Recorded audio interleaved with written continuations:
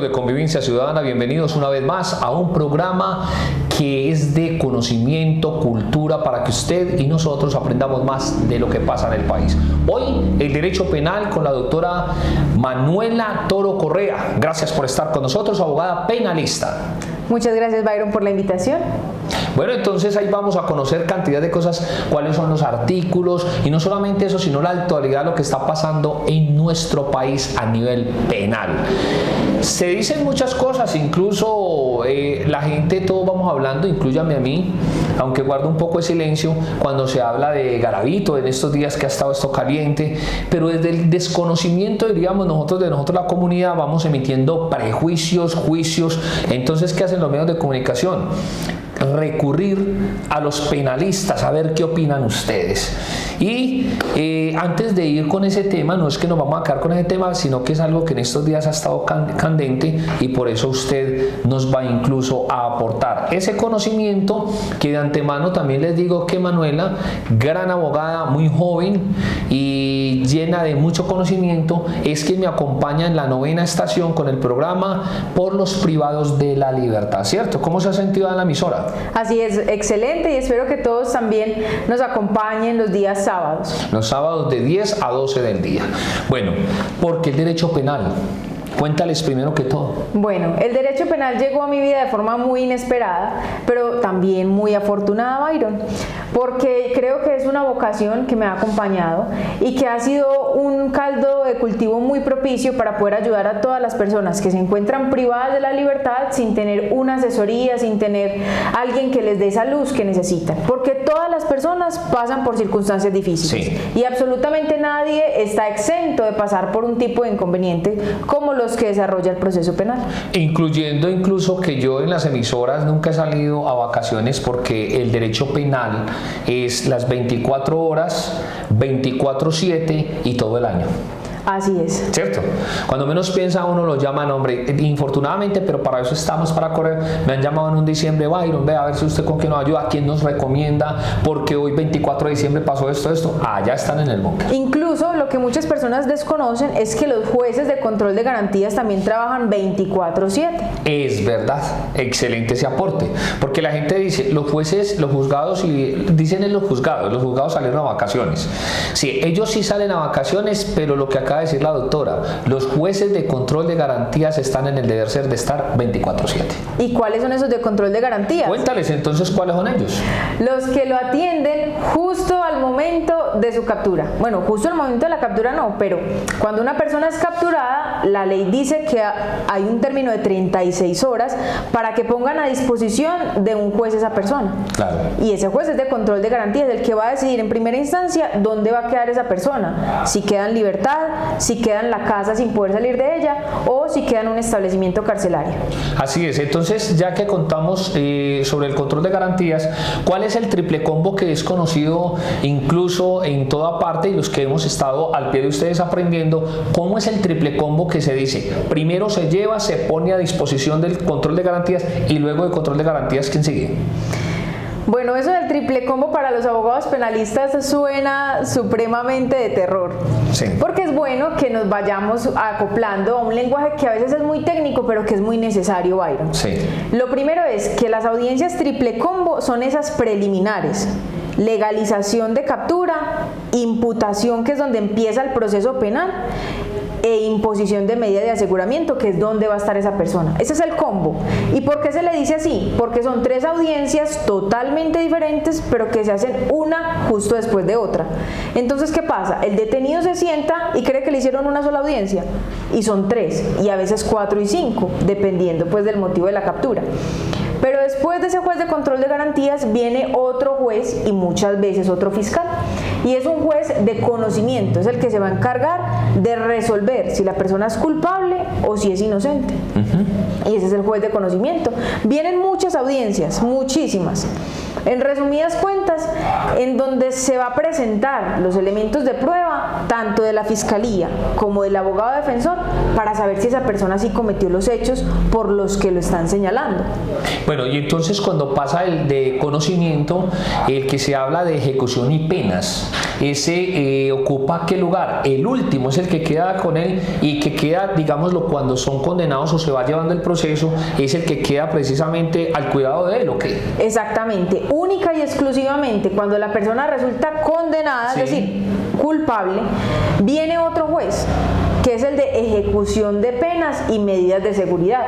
Porque otro dato que tal vez algunos de los que nos ven no conocen, es que no todas las penas son privativas de la libertad en establecimiento carcelario. Hay incluso también penas que se purgan o se pagan, por así decirlo, en hospitales mentales. Sí. Entonces, ese juez de ejecución de penas solamente conoce del caso si la persona es condenada, precisamente para hacerle seguimiento. Si la condena fue a 5, 8, 100, 200 meses de prisión, todo ese tiempo el juez tiene que estar verificando que esa pena sí se cumpla, que la multa sí se pague, que la persona tenga buenas condiciones de salud, que la persona tenga las condiciones propicias para cumplir esa pena. Bueno, entonces, doctora Manuela, y me place, nos alegra mucho tenerla acá y la vamos a estar viendo acá, Dios mediante, y que nos siga acompañando como siempre. Aquí estamos de la mano con lo de la radio y todo, ¿cierto? Claro que sí. Cuando el de ejecución y penas, por ejemplo, el privado de la libertad, requiere que lo lleven a un centro asistencial, siempre el IMPEC tendrá que contar con ese juez. Es decir, me hice entender. O sea, sí, para que el privado de la libertad, si está en un centro penitenciario, pueda salir de ahí a que lo atiendan, una cuestión y la otra, siempre el de ejecución y penas tendrá que tener conocimiento. El IMPEC no puede disponer así, nos vamos. Bueno, hay un tema muy importante aquí, y es que el IMPEC tiene la obligación de hacer unas afiliaciones a la salud de todas las personas que se encuentran detenidas, sí, y que no tienen salud. Y hay un área precisamente de sanidad en cada establecimiento carcelario. Sí. Esas salidas hablo de salidas porque realmente salen del lugar de detención hacia el área de sanidad, evidentemente no necesitan ningún permiso. Pero cuando la persona tiene que salir del establecimiento carcelario hacia una cita médica, el IMPEC lo puede hacer informando al juzgado. ¿Y por qué es importante ese informe que se pasa tanto por parte del IMPEC como por parte del abogado defensor? Porque es que el abogado defensor tiene que seguir presente en esta etapa. Y es porque ante ese juez de ejecución de penas también se puede volver a pedir una domiciliaria, por ejemplo. Sí. Ejemplo, es que la persona no tiene un estado de salud que le permita ser compatible con ese lugar de reclusión. Ven, entre tantas veces que hemos hablado de derecho penal en radio y televisión, que por eso es que tengo un poco de conocimiento, por no decir que ustedes me han enseñado bastante, pero me llama la atención lo de ejecución y penas. Ese juez es autónomo en estudiar una petición de alguno de ustedes para certificar o más bien hacerle ver las condiciones en que se encuentra el privado de la libertad. Y el juez de penas, el de ejecución y penas, es autónomo después de que analice esto, le concedo una domiciliaria, por decir algo. Pero es el de ejecución y penas. Los otros dos jueces ya se dijeron chao, ellos se entregaron. Incluso la fiscalía, en esta etapa ya el fiscal no es competente para hacer ningún tipo de solicitud, es únicamente el juzgado y la persona detenida con su defensa técnica, es decir, con su abogado, si lo tiene. Ahora, ¿por qué es autónomo ese juez? Porque hay condiciones que puede que no hayan existido al momento de que el juez de conocimiento emitiera una condena. Sí. No podrá el juez de ejecución disponer sobre el quantum de la pena, es decir, los meses, o sobre la forma en que inicialmente debe encontrarse detenido. Pero sí hay condiciones diferentes, sobrevinientes, sobre esa persona que se encuentra detenido. Este juez es completamente autónomo para decidir, por ejemplo, si continúa en estado de reclusión o si puede tener una domiciliaria.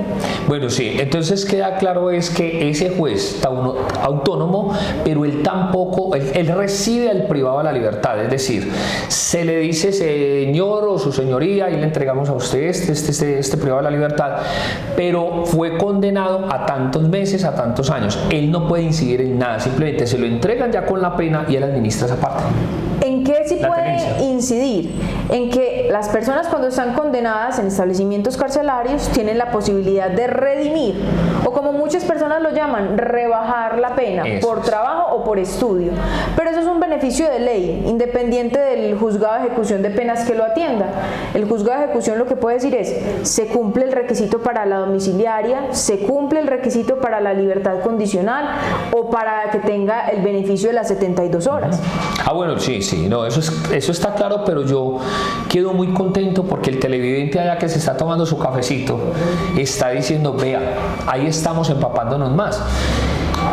Yendo en ese término y que vamos muy bien con esta dinámica y el conocimiento que usted nos está compartiendo, es decir, por eso yo sé algo, por decir un poco de penal, porque he entrevistado y usted me ha venido enseñando mucho, porque es que hemos notado que los familiares, algunos familiares de los privados de la libertad se van convirtiendo, entre comillas, casi, mejor dicho, auxiliar de un abogado.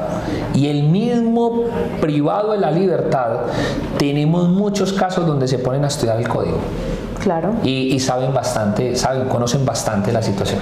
Incluso hay privados de la libertad que ellos mismos son los que radican sus memoriales para ejecución de penas, porque en ejecución de penas, si bien es muy importante contar con una buena asesoría técnica y contar con un abogado que lo oriente, algunos no lo necesitan y no es requisito para presentar los memoriales el derecho de postulación, que es lo que tenemos todos los abogados cuando le presentamos a un juez cualquier solicitud con nuestra tarjeta profesional.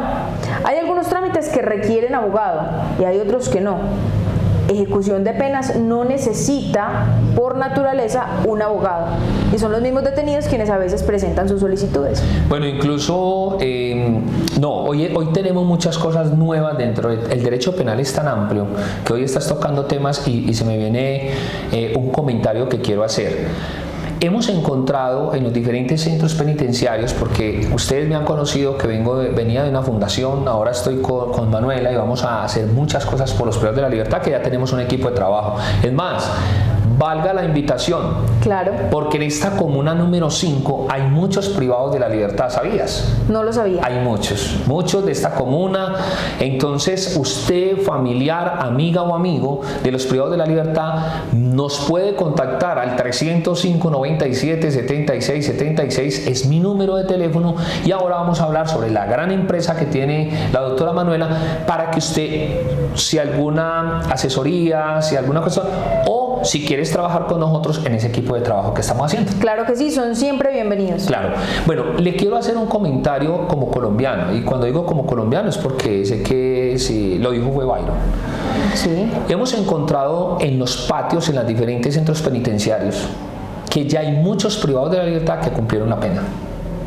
Y lo puedo decir a ciencia cierta, porque me entrevisto mucho con ellos. Sí.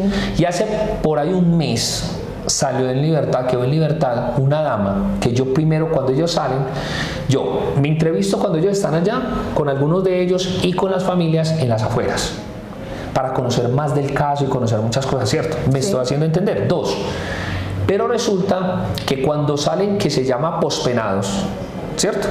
Entonces yo quiero tomarme un café con ellos y hablar con ellos cómo quedaron, y me cuentan, y a uno lo llaman y le dicen, yo ya pagué la pena. Es que yo ya la pagué, pero no, el abogado que yo tenía ni siquiera volví a saber de él. La cuestión es esta: ¿qué pasa? Ese es el juez de ejecución y penas, el juzgado que está encargado, al que sí le hay que dirigirle ese memorial o ese oficio o esa petición. Esa es de ejecución y penas. Así es. Lamentablemente los juzgados, y no solo los de ejecución de penas, todos los juzgados están totalmente congestionados. Sí. Y dada esa congestión, es muy posible, probable y lamentablemente muy concurrente que los juzgados no atiendan a tiempo todas las solicitudes. ¿Cuál es el mecanismo jurídico entonces? Si me lo pregunta como abogada, porque cada abogado puede tener un concepto diferente. Pero hagamos una cosa, está muy interesante eso. ¿Qué tal si nos vamos a unos mensajes institucionales y ya regresamos a Convivencia Ciudadana? Claro que sí.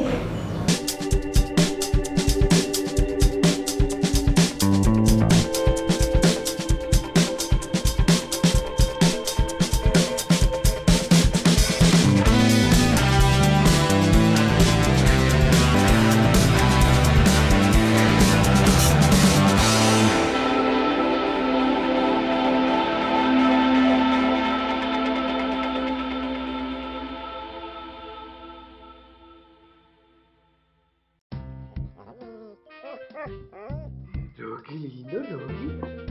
Rocky, la pelotita. La pelotita, Rocky, la pelotita. La pelotita.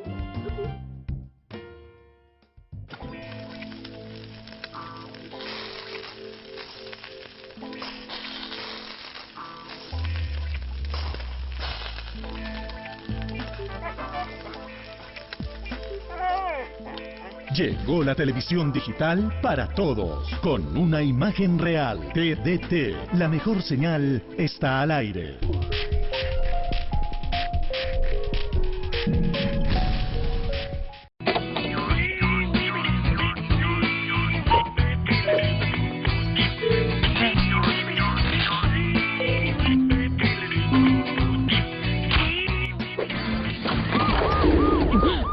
Robar señal de cable tiene consecuencias.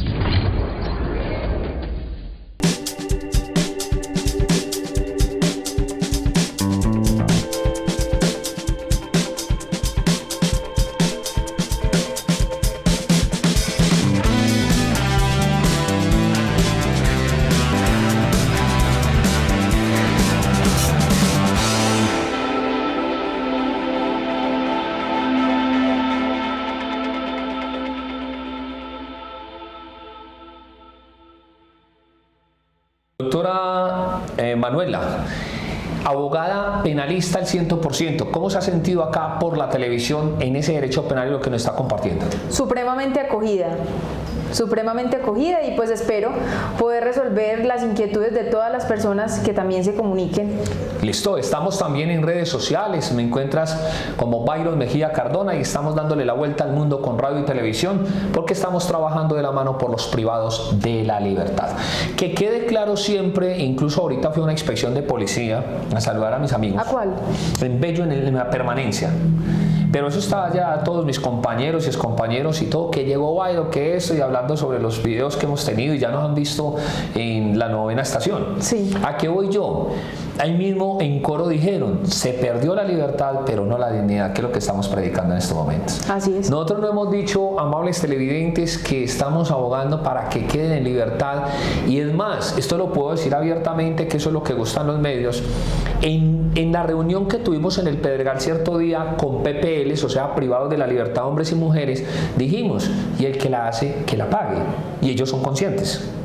Lo que no estamos de acuerdo es que en este sistema que se vive en Colombia estén en unas condiciones infrahumanas. Incluso vamos hacia allá para hablar, usted que tiene todo el conocimiento, ¿qué ha pasado con la Policía Nacional? Hoy, que quede claro una vez más, pero el 100%, que la Policía Nacional no tiene el deber ser, ni siquiera, o sea, los cogieron y les tiraron allá.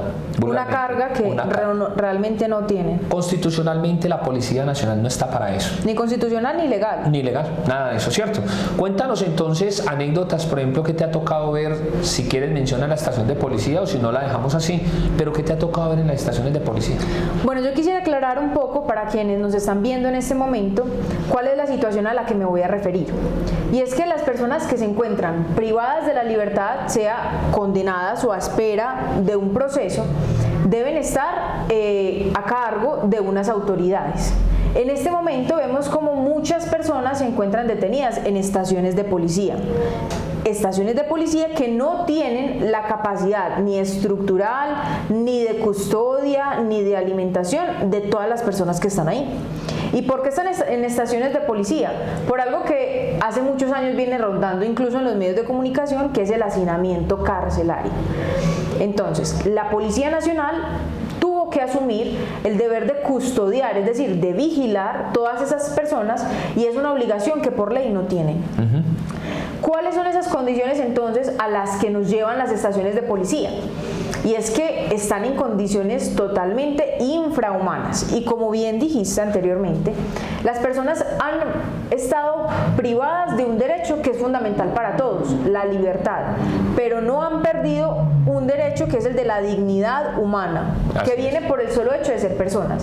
Vemos de forma muy reiterativa y de forma muy lamentable cómo en estas estaciones de policía la alimentación es precaria. no tienen un lugar donde dormir dignamente, no tienen un lugar donde hacer sus necesidades de forma digna, no tienen cómo ver a sus familiares, que también es un derecho fundamental el de la familia, y que incluso a quienes se encuentran condenados en establecimientos carcelarios les dan incluso visitas con sus familiares y con sus parejas. Entonces vemos una serie de vulneraciones de derechos, a lo que nos ha llevado la incapacidad del Estado de sostener todo este sistema penal acusatorio.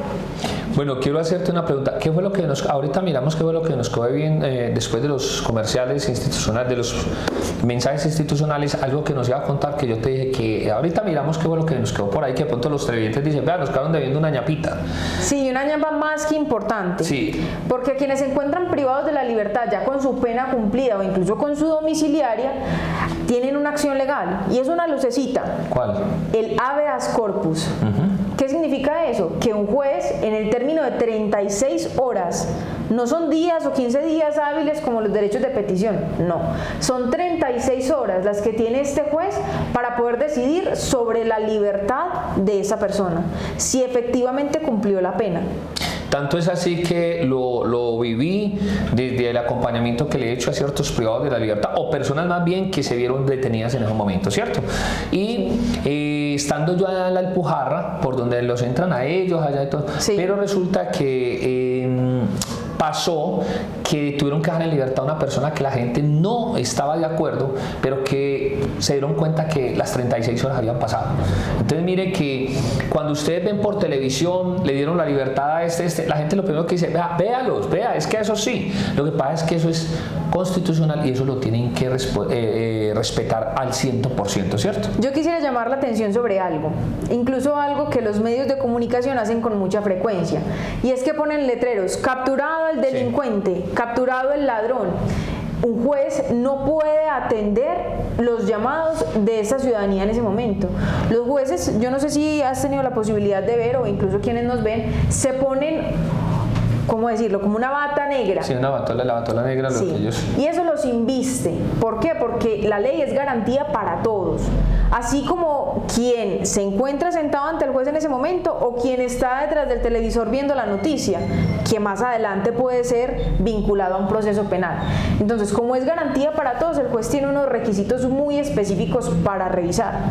Entonces no es que simplemente lo señalemos a la persona que se encuentra en el proceso penal, sino que entendamos que hay unos requisitos de ley que son supremamente específicos, que son los que hacen o que queden en plena libertad o que queden en los establecimientos carcelarios. Incluso para los que hacemos radio y televisión, yo tengo gente muy buena y que felicito mucho a unos compañeros de determinada cadena televisiva que es mundial y son muy ecuánimes. Si vos los vieras, los vas a conocer incluso porque te voy a tener ahí para que te van a hacer muchas entrevistas, pero son así muy objetivos. Usted tiene razón en lo siguiente: usted prende su televisor y ve unos titulares impresionantes. Yo soy de los que he pensado, y usted me va a corroborar si estoy en lo cierto, como dicen por ahí en el Chavo, o estoy equivocado. Y es, yo no tengo en el momento como locutor o el que es periodista cómo decir que esa persona es un delincuente.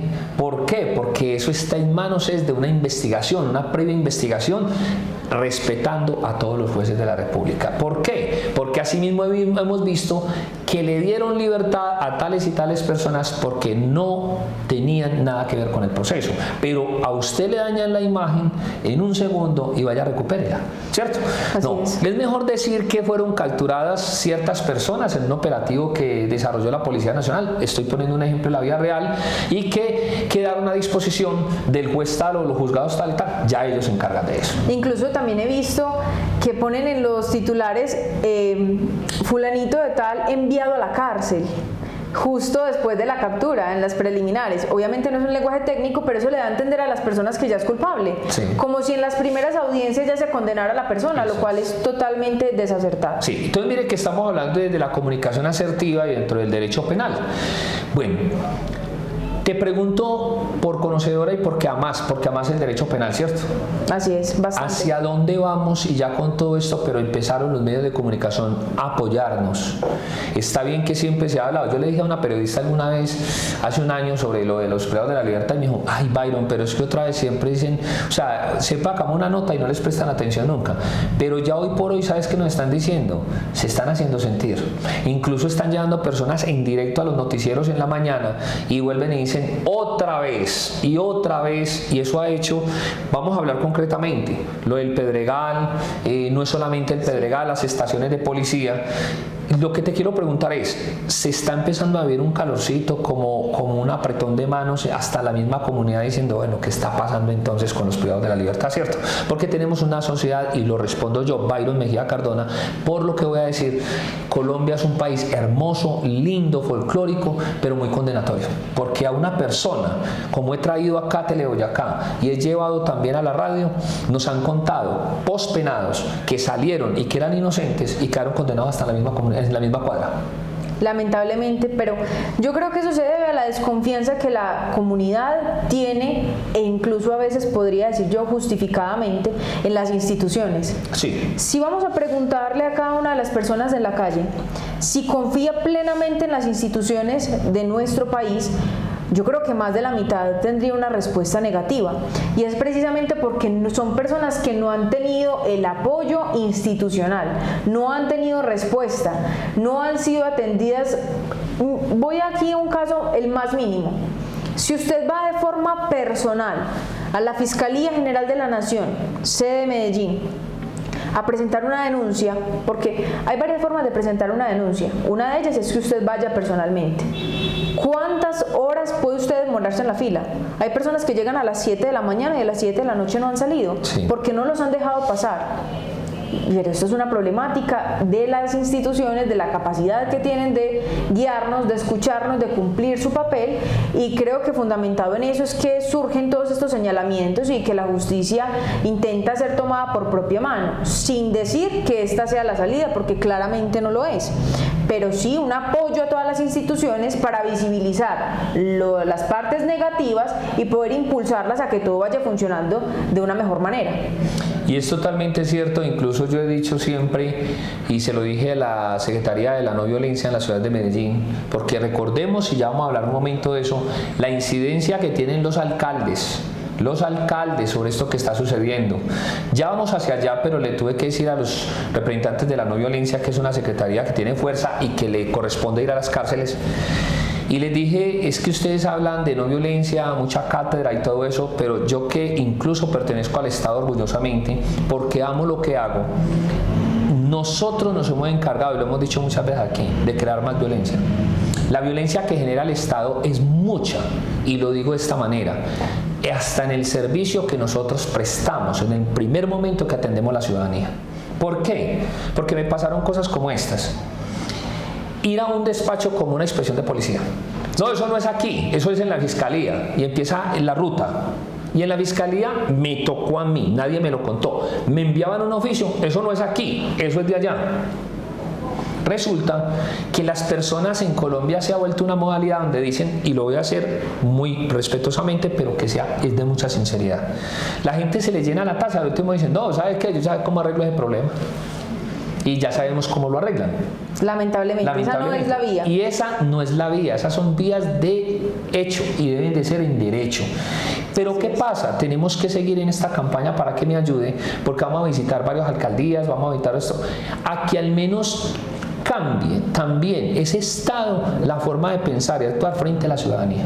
Si a uno le hablan claramente y le hablan con amor, al menos con respeto, la gente empieza a entender de una u otra forma, pero cuando usted se siente que le dan un carrusel por varias entidades, la gente está como está. Llamando la atención sobre eso, pero cambiándole un poquito el enfoque sobre los privados de la libertad. Piense usted, ¿qué puede sentir una persona que se encuentra detenida en las peores condiciones, asumiendo unos tratos indignos, inhumanos, cuando termina de cumplir su pena? Claro. El fin de la pena, dice la ley y todos esos códigos que a veces son muy acartonados para la comunidad, dice que la razón por la que se le impone la pena a una persona es para que se resocialice, para que pueda volver a ser acogido en una comunidad después de haberla defraudado. Porque así es que se estudia. La persona que comete un delito ha defraudado a la comunidad. Sí. Pero ¿cómo puede esa persona volver a ser acogida cuando lo único que ha recibido de esa comunidad son todos esos tratos tan indignos y tan inhumanos? Es una invitación a que, si nosotros lo sentimos afuera como comunidad, también pongámonos en el zapato del otro. Claro. ¿Qué pueden sentir estos detenidos? Y por eso es que el trabajo que hago como abogada es para volver y reforzar y que se cumplan esos derechos que no son garantía del que está detenido solamente, son garantía para todos, porque como ya les dije hace un momento, nadie está a salvo completamente de estar inmerso en este tipo de inconvenientes. Bueno, ¿qué hacer? Pero ¿qué hacer enseguida que no se nos olvide? Cuando las personas dicen, es que mi hijo, mi hija, mi pariente, mi familiar o mi amigo, sabíamos que se le podía haber efectuado una buena defensa, pero está todavía ya esperando, y nosotros esperando, dicen ellos, que se le va a definir porque el abogado no le vemos esa fuerza. Enseguida a ver si hablamos de eso, porque eso le interesa mucho a la gente, porque casos hay muchos. Ya regresamos en Convivencia Ciudadana.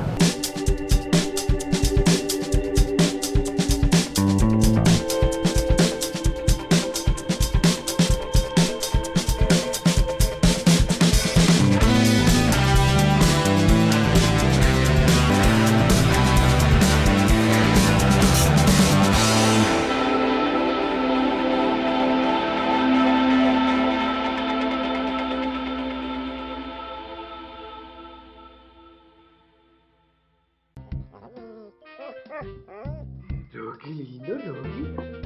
Rocky, la pelotita. La pelotita, Rocky, la pelotica. La pelotita. Rocky.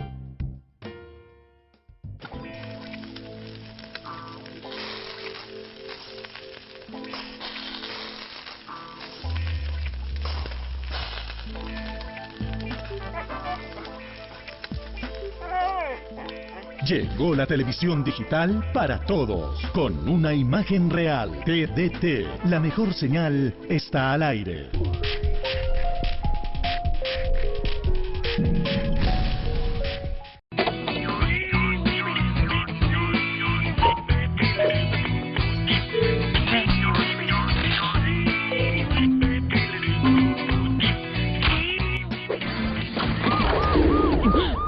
Robar señal de cable tiene consecuencias.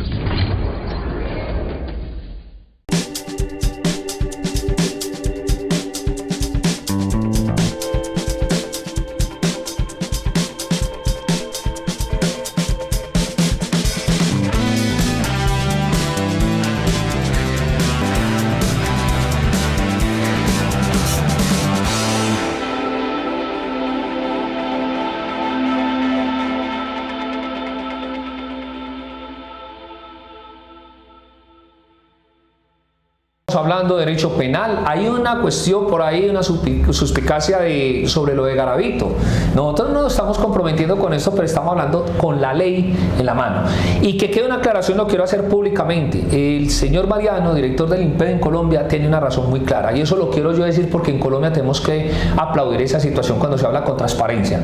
Él tiene que informar simplemente con todos los privados de la libertad al juez correspondiente para que tome la decisión, y él nunca dijo que saliera en libertad. Simplemente él hizo lo que le corresponde hacer y no más, lo otro lo deciden los jueces, ¿cierto? Exactamente. Todos los privados de la libertad, como son supervisados pues por un juez de ejecución de penas y también por el INPEC, que es el encargado de oficiar o de certificar las redenciones por trabajo y estudio, esa es precisamente la obligación del INPEC. Claro. Poder comunicarle al juez de ejecución de penas, se está portando bien, se está portando mal, está trabajando, fruto de ese trabajo o de ese estudio ha redimido o rebajado X tiempo de la pena. Así es, entonces ahora sí que no se nos olvide y quedamos en que me le expliques por favor a los televidentes qué hacer en el momento que la familia contrata a X abogado o abogada y la gente le dice a uno, pero es que nos sentimos como enredados, nos sentimos así, a él no lo han condenado, pero no sentimos que se está moviendo. ¿Qué hay que hacer en ese caso? Bueno, lo primero es mirar en qué etapa se encuentra, ¿cierto? Segundo, y antes de eso quiero contextualizar un poco, porque muchas personas no conocen esta situación y lamentablemente van a ciegas. Las personas que se encuentran detenidas tienen dos posibilidades o dos caminos. El primero es irse con un defensor contractual al que le están pagando, el que tiene a su disposición el área de investigación privada, y es un abogado que va muy de la mano con la familia. ¿Por qué? Porque la familia ha confiado en el abogado de forma en que lo ha contratado. El segundo camino es, si no cuenta con un abogado, si no conoce a uno, si no lo ha contratado, la persona detenida va a tener una representación. No es que se queden sin abogado, lo representa la Defensoría Pública, que son los abogados que están contratados por parte del Estado para defender a todas las personas que no cuentan con un abogado contractual. En todo caso, cuando usted siente que su representación jurídica no es técnica, no es adecuada, que no están siendo atendidos sus requerimientos, tiene la posibilidad, claro, siempre de cambiar el abogado. Porque es que el abogado Byron es una persona en la que usted confía, se vuelve el confidente o la mamá o el papá ante el juez. De ser el caso, lo importante es que usted tenga un abogado en el que usted confíe, que usted sepa que está trabajando por su caso, y si siente que no es así, debe cambiarlo. Porque acá no se discuten si se va a perder dinero, si se va a perder la casa, que evidentemente también son temas muy graves, pero acá lo que se pierde es la libertad y también las familias. Entonces, si siente que la representación no es adecuada, cámbiela. Y en el momento principal, en el momento oportuno, apenas sienta que no están siendo escuchados sus requerimientos. Bueno, anécdotas que no falten en la televisión y en la radio, que hayas tenido y hayas visto que de pronto se está sufriendo demasiado de los internos, o un caso que te hayan contado o te haya tocado vivir. No, hay casos demasiado tristes. ¿Cómo cuál? Hay casos demasiado tristes, incluso uno que me pasó pues a un cliente que tuve, ya te lo había comentado. Es una persona que estuvo incluso denunciando desde el año 2016. Estuvo denunciando: mi pareja sentimental me agrede, mi pareja sentimental me apuñala cuando está aburrida, cuando está feliz o cuando está desocupada. Y él llamó muchas veces la atención de la Fiscalía General de la Nación y lamentablemente nunca fue atendido. Hasta que observó que esta mujer le estaba agrediendo a su hija de 4 años e intercedió también con arma blanca, pero por defender a su hija, y fue capturado y procesado por el delito de tentativa de feminicidio. Inicialmente fue asesorado por la Defensoría Pública, estuvo detenido en una estación de policía de Medellín. Posteriormente buscó mis servicios, afortunadamente se le concedió la libertad por vencimiento de términos, pero es un proceso muy doloroso precisamente porque es una persona que luego de que tuvo la libertad por vencimiento de términos y unos meses después desafortunadamente falleció en un accidente de tránsito. Pero es un proceso que al revisarlo desde el punto de vista jurídico nunca tuvo por qué estar detenido. No. Nunca. Lamentablemente no se contaba pues con una investigación adecuada para poder tenerlo en el proceso, pero pasó muchos meses detenido, lejos de su familia, lejos de su hija, detenido injustamente, y recobró la libertad y pudo gozarla muy poco. Bendito Dios. Ven, te voy a hacer una pregunta. ¿El feminicidio en sí, para usted como penalista, qué es? Por lo siguiente. Con todo el respeto que se merecen, yo siempre he dicho que a las mujeres no se les pega, pero a los hombres tampoco. Es a ninguno. El respeto es total, hasta para los animalitos. Y conozco mujeres pegonas. Claro. Qué pena, pero así tiene que ser. Por eso Convivencia Ciudadana has visto que se habla así. Se habla con realidad, con respeto, pero es que no podemos maquillar las cosas, ¿cierto? Entonces, una persona hoy en día la acusan a un hombre de un feminicidio, y en sí la ley, ¿qué dice de ello? Bueno, acá sí vamos a tener mucha tela por cortar. Dale. Porque aunque dura es la ley, pero es la ley, Desde el punto de vista personal, ya que me lo preguntas, yo no creo en ese tipo penal o en ese delito de feminicidio. ¿Qué dice? Hay un tipo penal o un delito que es el homicidio, el que matare a otro, y hay otro que es el feminicidio, y es el que matare a una mujer por el hecho de ser mujer o por cuestiones de género y una serie de requisitos que trae el código. Pero desde mi perspectiva, no existe la necesidad de tener un tipo penal con una pena muy alta, como el feminicidio, cuando hay otro que se llama homicidio, que tiene una pena X y que tiene una pena aumentada cuando se comete por o hacia o en contra de una mujer. Es decir, yo creo que es un tipo penal que está 2 veces legislado y que la Fiscalía lamentablemente elige, ve, ¿cuál es que es la pena más alta? ¿Cuál es que me conviene más? Entonces voy por el feminicidio o voy por el homicidio. Y es una elección que se le da a la Fiscalía de forma injustificada. Yo creo que es un tipo penal que está pues de forma desafortunada en nuestro código, pero que aún así los fiscales hacen uso del mismo y no ha sido reprochado. Por eso, ahí es donde yo quiero ahondar un poco. Al no ser reprochado, yo sigo diciendo, pero ustedes son los abogados, yo soy el locutor de radio y televisión, pero sigo viendo unos vacíos muy grandes. Es que, qué pena, para que quede un poquito más claro y para que podamos hacer esta conversación de forma muy dinámica. ¿Cuándo ha visto usted que se mate a una mujer por el solo hecho de ser mujer? Listo, que median temas pasionales, de género, de a veces homofobia también, porque aplica esa figura cuando hay una identidad de género. Pero usted no anda por la calle diciendo, esta es mujer, entonces la voy a matar porque es mujer. No, siempre hay un móvil y hay una razón que trasciende a que sea el hecho de que sea mujer o a que se identifique con el género femenino. Es verdad. Entonces a ustedes les toca primero felicitarte porque explicas muy bien, tienes un amplio conocimiento y se lo digo de corazón, yo sé que los televidentes están contentos al escuchar y al ver a esta chica profesional que ama el derecho penal y que son sustentaciones, argumentos que por eso es que yo digo que les he aprendido, pero que ese poder de discernir y que Dios me ha dado esa corte angelical y celestial, es decir, hay cosas que no riman. Una cuestión es esto.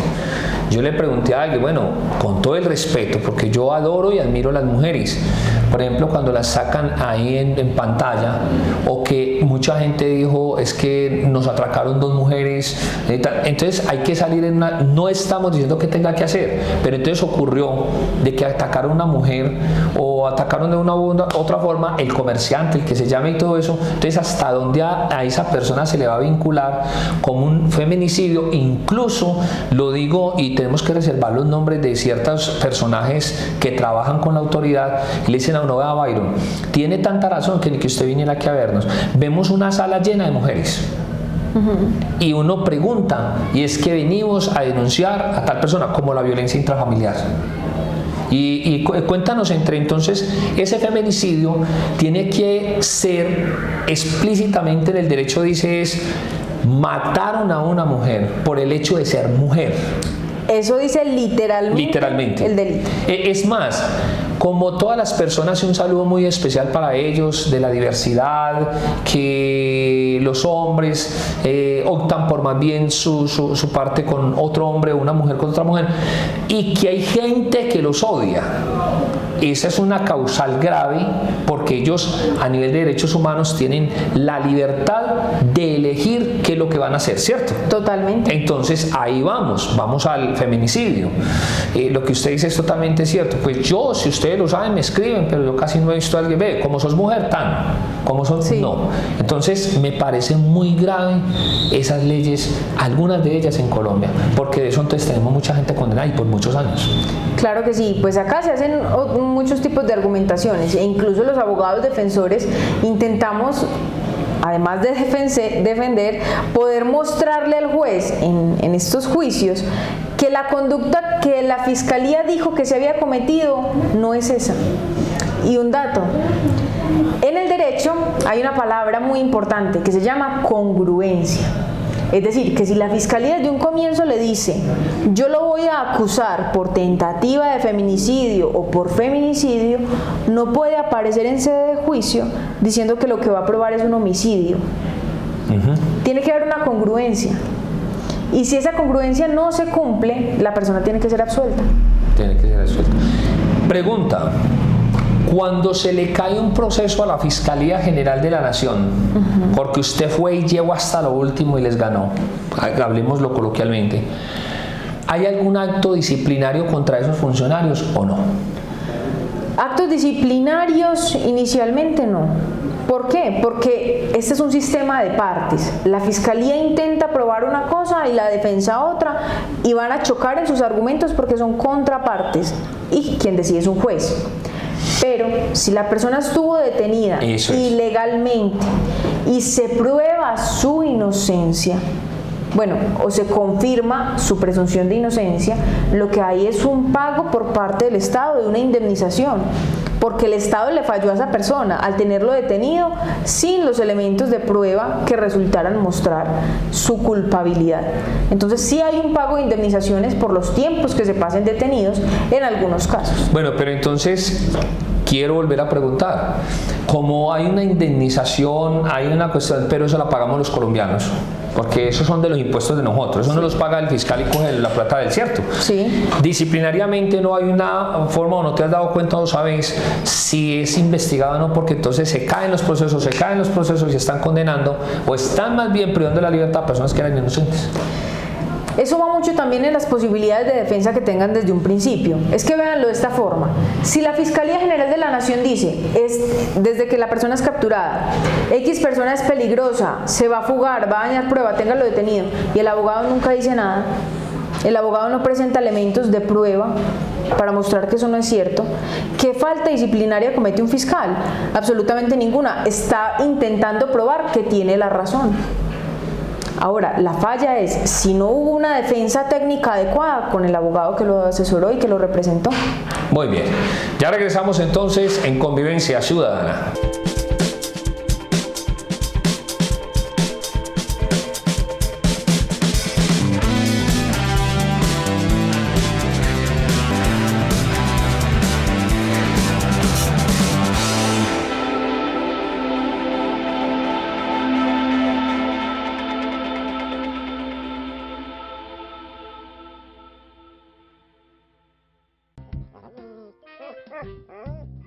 Qué lindo, Rocky. Rocky, la pelotita. La pelotita, Rocky, la pelotica. La pelotita.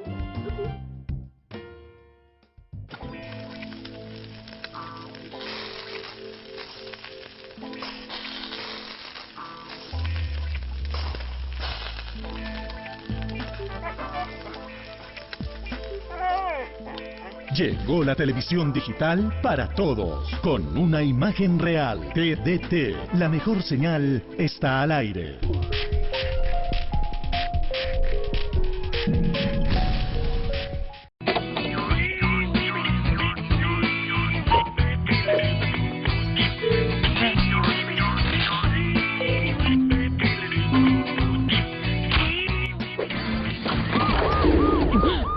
Robar señal de cable tiene consecuencias.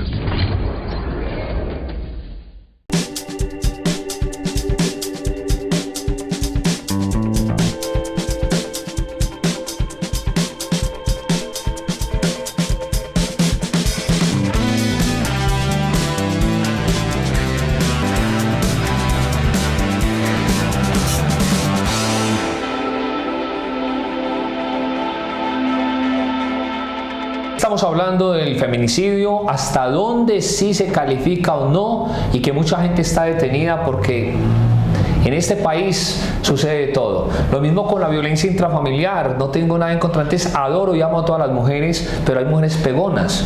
Entonces la Fiscalía General de la Nación se llena con unas filas impresionantes y usted a veces no tiene la oportunidad de defenderse. Para eso son estos programas. Aquí tenemos a la doctora Manuela Toro Correa. ¿Cómo le parece? Ya hasta me aprendí los apellidos. Excelente. Y precisamente de eso estaremos recibiendo pues todas las dudas que tengan, las inquietudes, porque no todas las personas tienen la posibilidad de acudir acudir a una defensa técnica, una defensa jurídica adecuada en el momento en que se necesite. Bueno, un saludo especial a Adriana y a Daniela allá en su empresa. Saluderas, por favor. Claro que sí, para que quienes nos observan conozcan, nos estamos refiriendo a mi grupo de investigación y a mi asistente. Bueno, cuéntales dónde tienes ubicada la oficina, incluso mañana ya vas a atender también a una de las personas ya tan recién llegada y ya quiere hablar con usted. ¿Dónde está la oficina? ¿Cómo se compone? Tienes hasta investigadora y todo, ¿no? Claro que sí, para un abogado penalista es absolutamente fundamental contar con un área de investigación, que es las personas que nos llevan a nosotros todo el material para poder presentarle al juez. Señor juez, un momentico que no es cierto lo que la fiscalía le está diciendo. Para quienes nos vean, yo me ubico en el edificio del café, ¿lo conocen? Claro, ya estaba allá. El edificio del café, exactamente, oficina 2407. Esto se ubica al frente del Banco de la República, en el centro de Medellín. Bueno, número de teléfono, que te des un número de teléfono y que de verdad yo los invito porque Manuela llegó a trabajar conmigo, llegó a trabajar con radio y televisión, pero le digo que tiene mucha alma. Y bien brava que es también, o sea, muy formal, pero bien brava. Número de teléfono, ¿cómo te ubican? También me llaman a mí, yo la ubico a ella, lo que ustedes quieran hacer. Claro que sí, a mí me pueden ubicar en el teléfono 312-217-7224 o también pueden acudir a mi oficina, que obviamente es la casa de todos. De verdad, entonces, satisfacciones del derecho penal. Muchas insatisfacciones y muchas satisfacciones. Este es un camino de tristezas y de alegrías, pero que intentamos que sea más de alegrías, precisamente para las personas que se encuentran detenidas. Cuéntale en este set a los televidentes qué hace Manuela en su tiempo libre. Bueno, es muy poco el tiempo libre que tengo, pero realmente ahora comenzamos en un proyecto muy bonito, sanando almas por los privados de la libertad. Entonces es un proyecto que esperamos impulsar para que todas quienes se encuentran privados de la libertad tengan un trato digno, se les reconozca que son personas y puedan seguir adelante independientemente de las vicisitudes que tiene el proceso penal. Así es, sanando almas por los privados de la libertad. ¿Por qué? Porque vamos a luchar, como lo dice usted, por la dignidad, independientemente a lo que sea. Y ser nosotros muy objetivos, que lo hemos hecho, que no solamente estamos diciendo que las fallas, o sea, cuando nosotros exigimos derechos, los que somos egresados de derechos humanos, lo primero que hay que anteponer es, y los deberes que yo tengo. El respeto es mutuo y todo esto. Le hago un comentario, una pregunta. Está bien que a la Policía Nacional, y que lo hemos defendido siempre, porque no, ellos no tienen por qué tener el personal allá, pero ya el policial como tal, como sujeto individualizado, como funcionario público, está en el deber ser de un trato digno hacia estas personas. No, y no solamente hacia los detenidos, hacia todas las personas que conforman la comunidad. Claro. Es que la Policía Nacional es la entidad, la institución encargada de proteger a la ciudadanía. Claro. Y entonces, a ver ahí un saludito, o que usted nos cuente algún logro, un logro de tantos logros que ha obtenido, que de pronto usted, incluso ayer estaba yo hablando con usted y la llama un privado de la libertad, un saludito para él. ¿Y el que se come qué? Sí, es bueno decirle, o sea, le gusta su mecatico. Sí. Sí, cierto. Y prácticamente es como si fuera tu hijo, bien jovenito, y vos como si fuera tu hijo, ¿cierto? Sí, pues uno genera pues afinidad con muchas familias, con muchas personas que viven pues todo este transcurrir tan desafortunado. Obviamente un saludo para todas las personas que me ven en este momento, para quienes han tenido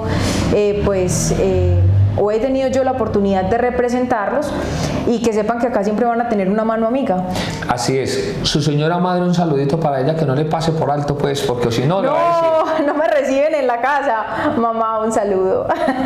Sí, de verdad que un saludo muy especial para ella, que Dios la proteja, que le proteja a esta hija, que vamos a seguir mancomunadamente luchando por esos derechos.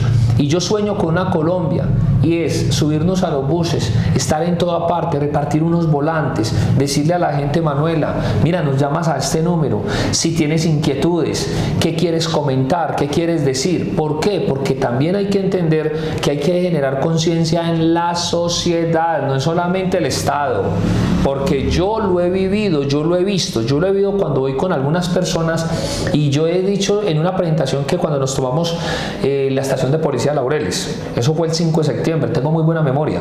¿Y cómo le parece que yo le decía? Se muere la persona, primero sale en libertad, queda en libertad y ya empieza la gente en la cuadra o en el entorno o en el barrio, hay gente que se ha tenido que ir, como en estos días se fue una persona que salió con buena conducta y todo porque no se aguantaba los comentarios de la gente en esa cuadra. Entonces, el mensaje es, no juzgues, no condenes. Y usted y yo sabemos en esto, en el derecho penal, que Dios nos libre, porque hay excepción para que una persona pierda la libertad en algún momento, de ira como sea, o que lo vinculen de alguna cuestión, ¿cierto? Así es. Mensaje para los televidentes. ¿Qué les quiere decir? Unos tips acerca cómo se asesoran. Lo primero que deben de hacer es que... Bueno, yo quiero hacer una invitación en este momento y es para que no nos tomemos los procesos penales a la ligera, porque lamentablemente veo que muchas personas en las primeras audiencias, las preliminares de las que hablábamos hace un momento, dicen no, yo le busco al abogado después. Y es poder tener una asesoría jurídica en las etapas adecuadas. Porque otro tip que debo contarles es que en los procesos penales hay unas etapas que se terminan y no reviven. Y lo que no se dijo en esa etapa, que ya murió y no va a volver a revivir, ya no se puede argumentar nuevamente. Entonces, las oportunidades a veces son únicas y no podemos desperdiciarlas cuando se tratan de procesos de tanta importancia.